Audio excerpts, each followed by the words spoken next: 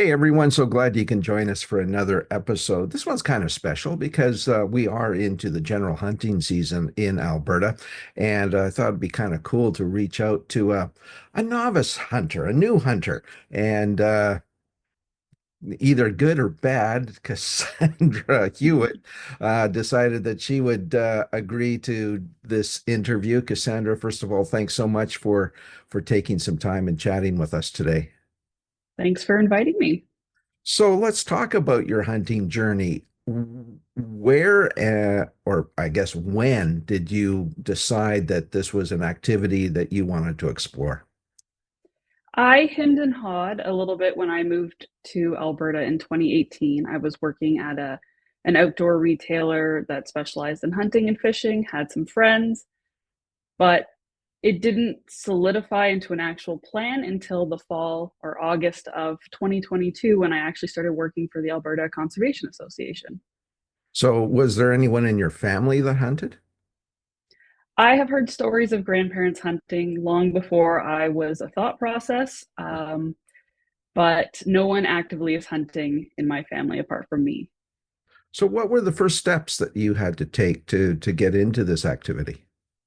Well, I started with my Alberta Hunters Education Certification through AHEIA, which I did mine online.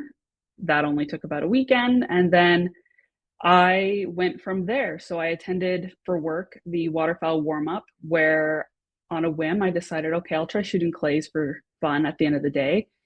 And with the help of Brad Fenson, I managed to hit some clays. And then from there, we started discussing, well, if I'm interested in learning to hunt, where do I go from there? So Were there any, I guess when you got into it, were there some feelings and or perceptions that you had about hunting that either did or did not come true? I went in with a lot of emotions. So my background is mostly in photography, which a lot of people see that as conservation, no harm. But also growing up kind of, being born in the 90s and growing up early 2000s, a lot of the Disney movies, Bambi, they leave a lot of lasting impression. So I had friends in university who were also anti-hunting and they were anti-firearm, which when you're in a province without family, or at least not in constant contact with your family, they are your family, and so their perceptions and their feelings kind of outweighed my own in order to keep kind of my close knit group. But once I moved out here, I was interacting more with hunters, and I was whether it was selling the products through work or through my own friends who were hunting at the stores that I worked for, and the perceptions changed a little bit. It took a bit for me to actually go from maybe to okay, now I am. Interesting. You've mentioned the word mentors a couple of times now. Just how important is it to have that conduit into this activity through the skills and experience of others? I think it is probably one of the most important things. A good mentor can make or break the season for you and the whole learning experience. If I didn't have a mentor or community with me, I probably never would have started. I would still be questioning, all right, I did my hunter's ed, but where do I go from here? I don't own a firearm. I don't have any equipment or gear. I don't know where to go. There's tons of resources online, but you're working through those resources to understand what's true and what's relevant to where you are. And honestly, without them, I would not be where I am today in my hunting journey. And I still heavily rely on my mentors. In terms of preparing yourself for the inevitable, I got something, how did that like you said, you brought a lot of emotion to this whole activity at the beginning. Walk us through that element. So my first hunt, I didn't actually get anything, but the group I was with, so it was the Delta Waterfowl Parkland Pintails chapters Waterfowl 101 that they put on in September for free. And basically I equate it to being like at summer camp for a day. You go from station to station and you learn various aspects of waterfowl hunting.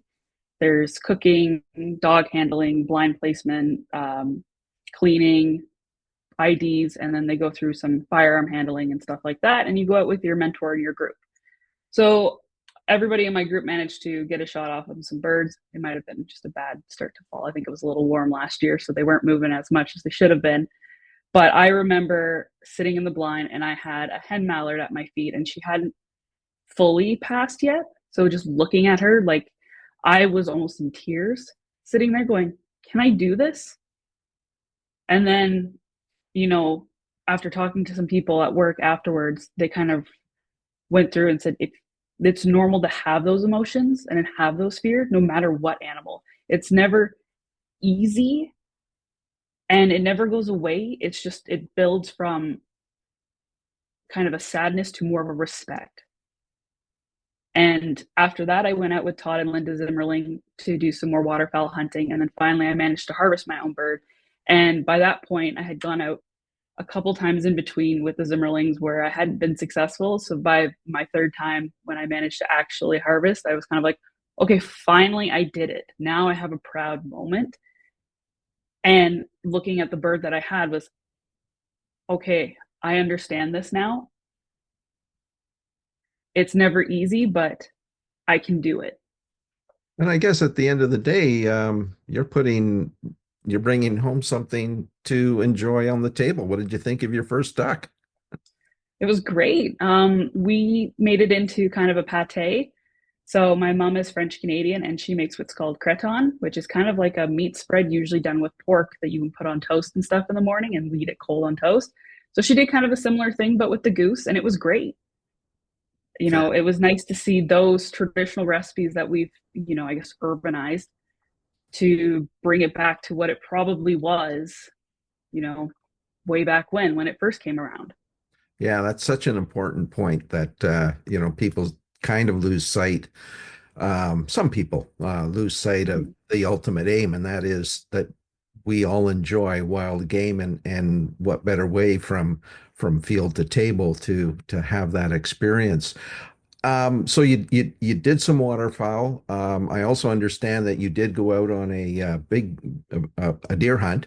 Um, Again, probably a different set of emotions. And you're hunting a larger game. Walk us through your first hunt. So I went with the AHEIA mentored hunt. So we stayed in Oyen and we were partnered off with a local landowner and an AHEIA mentor to go for a few days to fill a deer tag.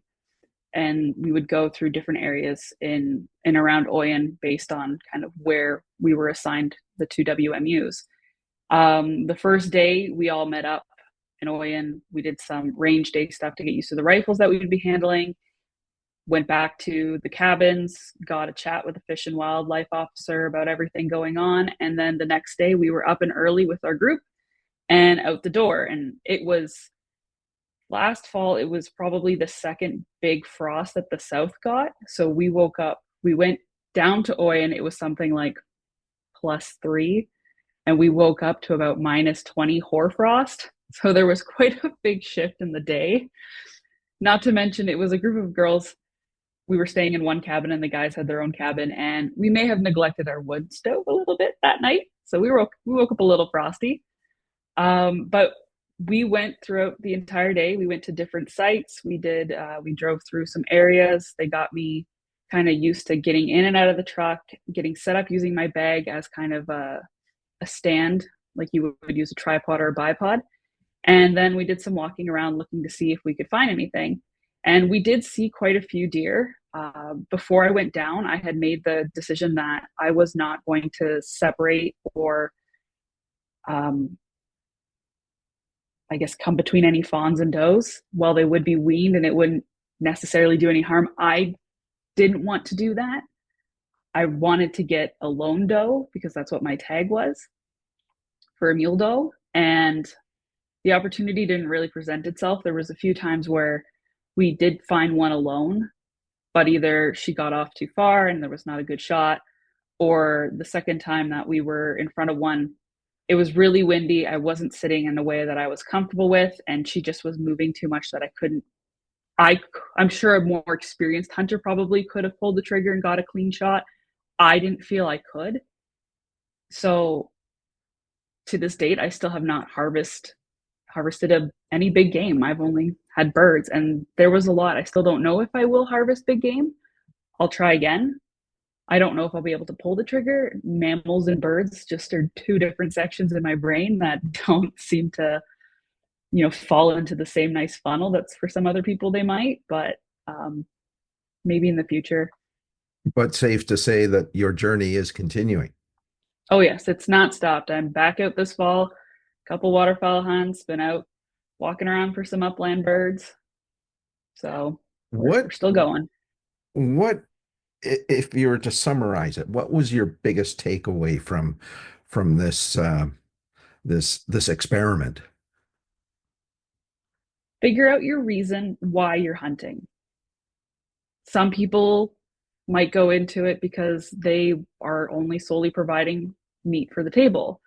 Others are because they're dating or married into a family and that's kind of what they're doing and they're doing it to fit in.